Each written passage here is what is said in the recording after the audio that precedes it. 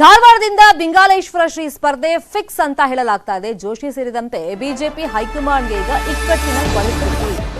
ಈಗ ಇಷ್ಟು ದಿನ ಲೆಕ್ಕಾಚಾರ ಹಿಂಗಿತ್ತು ಅಂದ್ರೆ ಜೋಶಿ ಅವರು ಅನಾಯಾಸವಾಗಿ ಗೆದ್ದು ಬಿಡಬಹುದು ಅಂತ ಒಂದು ಲೆಕ್ಕಾಚಾರ ಇತ್ತಲ್ಲ. ಆ ಬಿಜೆಪಿಯ ಲೆಕ್ಕಾಚಾರ ಇದೀಗ ಸ್ವಾಮೀಜಿಗಳಿಂದಾಗಿ ತಲೆ ಕೆಳಗಾಗಿದೆ. ಸತತ 5ನೇ ಬಾರಿಗೆ ಗೆಲ್ಲಬೇಕು ಅಂತೇಳಿ ಜೋಶಿ ಅವರು ಒಂದು ಕನಸನ್ನ ಇಟ್ಕೊಂಡಿದ್ರು. ಆದ್ರೆ ಆ ಕನಸಿಗೆ ಶ್ರೀಗಳೀಗ ಅಡ್ಡಿಯಾಗ್ಬಿಟ್ಟಿದ್ದಾರೆ.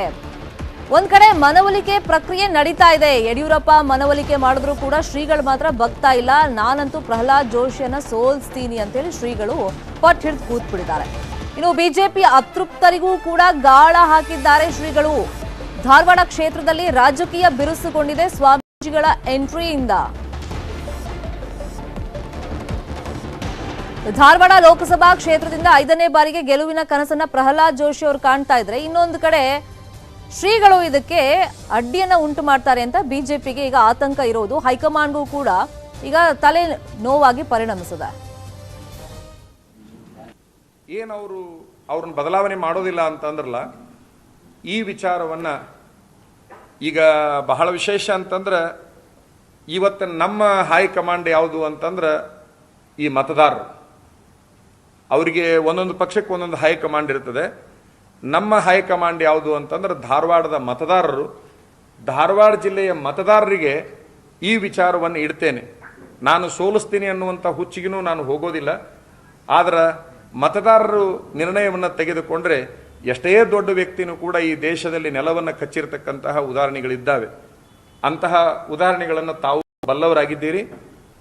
ಏನು ಇದೇ ವಿಚಾರವಾಗಿ ಇನ್ನಷ್ಟು ಡೀಟೇಲ್ ಆಗಿ ಇನ್ಫಾರ್ಮೇಶನ್ ಕೊಡೋದಕ್ಕೆ ನೇರ ಸಂಪರ್ಕದಲ್ಲಿ ಜಾಯ್ನ್ ಆಗಿದ್ದಾರೆ ನಮ್ಮ ರಿಪೋರ್ಟರ್ ಶಿವರಾಮ ಸುಂಡಿ. ದಿಂಗಾಲೇಶ್ವರ ಸ್ವಾಮೀಜಿಗಳು ರಾಜಕೀಯ ಅಖಾಡಕ್ಕೆ ಇಳಿಬೇಕಾ ಬೇಡವಾ ಅಂತ ಬೆಂಬಲಿಗರಲ್ಲೇ ಪರಸ್ಪರ ಚರ್ಚೆ ಆಗ್ತಿದೆ. ಕೆಲವರು ಪರವಾಗಿ ಮಾತಾಡಿದ್ರೆ, ಕೆಲವರು ಅದನ್ನ ವಿರೋಧಿಸ್ತಾ ಇದ್ದಾರೆ.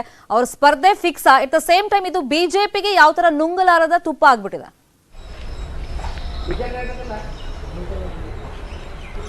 ಶರ್ಮಿತಾ, ಇಲ್ಲಿ ಮುಖ್ಯವಾಗಿ ಶ್ರೀಗಳು ಅಖಾಡಕ್ಕಿಳಿಯೋದು ಬಹುತೇಕ ಡೌಟ್ ಅಂತ ಹೇಳಲಾಗ್ತಾ ಇದೆ. ಮುಖ್ಯವಾಗಿ ಏನಂದ್ರೆ ಲಿಂಗಾಯತ ನಾಯಕರೊಬ್ಬರನ್ನು ಅಖಾಡಕ್ಕಿಳಿಸುವ ಮೂಲಕ ಪ್ರಹ್ಲಾದ್ ಜೋಶಿಗೆ ಪಾಠ ಕಲಿಸುವಂತ ವಿಚಾರದಲ್ಲಿ ಶ್ರೀಗಳಿದ್ದಾರೆ. ಈಗ ಇದಕ್ಕೆ ಪರ ವಿರುದ್ಧ ಅಭಿಪ್ರಾಯ ವ್ಯಕ್ತವಾದರೂ ಸಹ ಬಹುತೇಕ ತಮ್ಮ ಪರವಾದಂತಹ ಒಲವನ್ನು ವ್ಯಕ್ತಪಡಿಸುವ ನಿಟ್ಟಿನಲ್ಲಿ ಮಠಾಧೀಶ ಸಭೆ ಮಾಡಿದ್ರು. ಈಗ ನಾಳೆ ಏನಂದ್ರೆ ಧಾರವಾಡದಲ್ಲಿ ಭಕ್ತರ ಸಭೆಯನ್ನು ಸಹ ಮಾಡ್ತಾ ಇದ್ದಾರೆ ಶ್ರೀಗಳು. ಇದಾದ ನಂತರ ಅಂತಿಮ ನಿರ್ಧಾರ ಕೈಗೊಳ್ಳುವವರಿದ್ದಾರೆ. ಒಟ್ಟಾರೆ ಪ್ರಹ್ಲಾದ್ ಜೋಶಿ ಅವರನ್ನು ಸೋಲಿಸೋದೇ ತಮ್ಮ ಗುರಿ ಅನ್ನೋ ಒಂದು ಮಾತನ್ನು ಹೇಳ್ತಾ ಇದ್ದಾರೆ. ಹೀಗಾಗಿ ಆ ಬಿಜೆಪಿ ಹೈಕಮಾಂಡ್ ದೊಡ್ಡ ಇಕ್ಕಟ್ಟಿಗೆ ಸಿಲುಕಿದೆ ಅಂತ ಹೇಳ್ಬೋದು. ಯಾಕಂದ್ರೆ ಈಗ ಯಡಿಯೂರಪ್ಪ ಇರ್ಬೋದು, ವಿಜಯೇಂದ್ರ ಇರ್ಬೋದು, ಮೊದಲಾದ ನಾಯಕರು ಈಗಾಗಲೇ ಮನವೊಲಿಕೆ ಪ್ರಯತ್ನ ಮಾಡಿದ್ರು ಸಹ ಅದು ಫಲ ಕೊಟ್ಟಿಲ್ಲ. ಹೀಗಾಗಿ ಒಂದು ರೀತಿಯಲ್ಲಿ ಬಿಜೆಪಿ ಹೈಕಮಾಂಡ್ಗೆ ಒಂದಷ್ಟು ಇಕ್ಕಟ್ಟು ಅಂತ ಹೇಳ್ಬೋದು. ಅದರಲ್ಲೂ ಮುಖ್ಯವಾಗಿ ಏನಂದ್ರೆ ಧಾರವಾಡ ಕ್ಷೇತ್ರ ಬಿಜೆಪಿ ಅನಾಯಾಸವಾಗಿ ಗೆಲ್ಲುವಂತಹ ಕ್ಷೇತ್ರ. ಇಂತಹ ಸಂದರ್ಭದಲ್ಲಿ ಗೆದ್ದೇ ಬಿಟ್ಟು ಅನ್ನೋ ಒಂದು ಸಂದರ್ಭದಲ್ಲಿ ಈಗ ಏಕಾಏಕಿ ಶ್ರೀಗಳು ಎಂಟ್ರಿ ಕೊಟ್ಟಿದ್ದಾರೆ ಮತ್ತು ಬಿರುಸಿನ ರಾಜಕೀಯ ಚಟುವಟಿಕೆ ಮಾಡ್ತಾ ಇದ್ದಾರೆ. ಮುಖ್ಯವಾಗಿ ಏನಂದ್ರೆ ಬಿಜೆಪಿಗೆ ಒಂದು ಲಿಂಗಾಯತ ಮತ ಬ್ಯಾಂಕ್ನ ದೊಡ್ಡ ಮತ ಬ್ಯಾಂಕ್ ಇತ್ತು.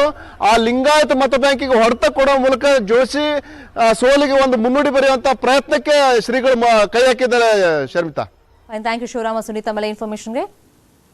ಇವಿಷ್ಟು ಸದ್ಯದ ನ್ಯೂಸ್ ಅಪ್ಡೇಟ್ಸ್. ಈಗ ಒಂದು ಬ್ರೇಕ್ ಇರುತ್ತೆ. ಬ್ರೇಕ್ ಆದ್ಮೇಲೆ cinema tent ಪ್ರಸಾರವಾಗುತ್ತೆ. Notary news 18 Kannada. ಜಾಲ ನಮ್ಮದು, ಬಲ ನಿಮ್ಮದು. ಮೈಸೂರು ಸ್ಯಾರಿ ಸೆಂಟರ್